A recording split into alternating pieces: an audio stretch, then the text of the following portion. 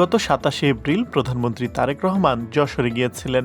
তাকে বহনকারী সবার আগে বাংলাদেশ স্লোগান সম্বলিত বাসটি সহ গাড়িবহর যখন যশোর ইনস্টিটিউটের রাস্তা পার হচ্ছিল, তখন নীলিমা নিজের কোলের শিশু সন্তান সহ প্রধানমন্ত্রীকে শুভেচ্ছা জানাতে ফুল হাতে দাঁড়িয়েছিলেন।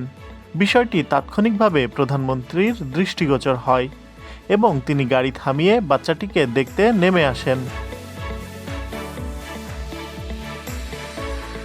অভাবনীয় এ দৃশ্য নীলিমার ফেসবুক পেজ সহ বিভিন্ন গণমাধ্যমে এবং সামাজিক যোগাযোগ মাধ্যমে ব্যাপক প্রচারিত হয়।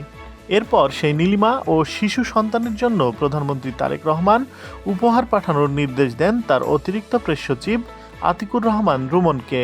এ প্রেক্ষিতে আজ বৃহস্পতিবার দুপুরে আমরা বিএনপি পরিবারের সদস্য সচিব কৃষিবিদ মকসুদুল মমিন মিথুনের নেতৃত্বে একটি প্রতিনিধি দল সেই নীলিমার বাসায় যান এবং প্রধানমন্ত্রীর উপহার পৌঁছে দেন। দেখলেন বাসের ভিতর থেকে যে এক মা তার সন্তান নিয়ে ফুল হাতে দাঁড়িয়ে আছে, মাননীয় প্রধানকে শুভেচ্ছা জানাবে। এই বিষয়টা উনি বাসের ভিতরে দেখেছেন এবং অত দ্রুত বাসটা থামিয়ে দেন এবং উনি নিজে বাস থেকে নেমে আসেন। নেমে এসে সেই নীলিমা মানে যে মা তার সন্তান সহ দাঁড়িয়ে আছে ফুল নিয়ে, সেই মায়ের সাথে দেখা করেন, সাক্ষাৎ করেন। ওনার যে শিশুদের প্রতি যে একটা ভালোবাসা, সেই ভাবটা এখানে প্রকাশ পেয়েছে। তার প্রেক্ষিতে আমরা বিএনপি পরিবার পক্ষ থেকে আজকে আমরা এসেছি সেই নীলিমা আপু এবং তার সন্তানকে দেখার জন্য এবং মাননীয় প্রধানমন্ত্রী তারেক রহমানের পক্ষ থেকে একটা উপহার দেওয়ার জন্য। অপ্রত্যাশিত এই উপহার সামগ্রী পেয়ে আবেগে আপ্লুত হয়ে পড়েন শিশুটির বাবা মা। আজকে প্রধানমন্ত্রীর তরফ থেকে আমার সন্তানের জন্য উপহার আসলো, এতটা সম্মান, এতটা প্রাপ্তি, এই কোনো কিছুর যোগ্যই আমরা না।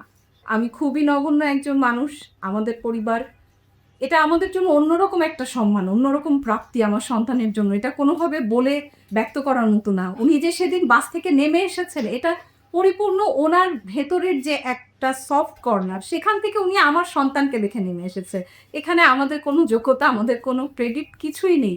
আমরা কল্পনাই করিনি যে উনি বাংলাদেশের প্রধানমন্ত্রী বাস থেকে নেমে আসবেন। এটা শিশুদের প্রতি ওনার স্নেহবাৎসল্য, যে ভেতরের যে ব্যাপারটা, ওখান থেকে উনি নেমে এসেছেন, ওনার অনুভূতি থেকে। হয়তো উনি ভালো জানেন, মনে হয়েছে যে এই রোদের মধ্যে ওনাকে এক পলক দেখার জন্য দাঁড়িয়ে আছি বা ওর হাত থেকে ফুলটা নিতে, এমন কোনো কারণে উনি নেমে আসতে পারেন। আমি এটা কোনোভাবেই, আমরা কেউই কল্পনা করিনি যে আসলেই প্রধানমন্ত্রী উনি নেমে আসবেন। আমি ফুলটা নিয়ে দাঁড়িয়েছিলাম যে একটু ফুলটা নাড়াবো, উনি হয়তো একটু দেখবেন, একটু বাস থেকে ওকে দেবেন, আমরা ওনাকে দেখতে পারবো। তো এতটা পাওয়া, এটা কিভাবে কি হলো আল্লাহ ভালো জানেন। এটা ওনার জন্য অনেক দোয়া থাকলো। প্রধানমন্ত্রীর এই উপহার তাদের জীবনের অন্যতম সেরা প্রাপ্তি বলেও উল্লেখ করেন শিশুটির বাবা মা।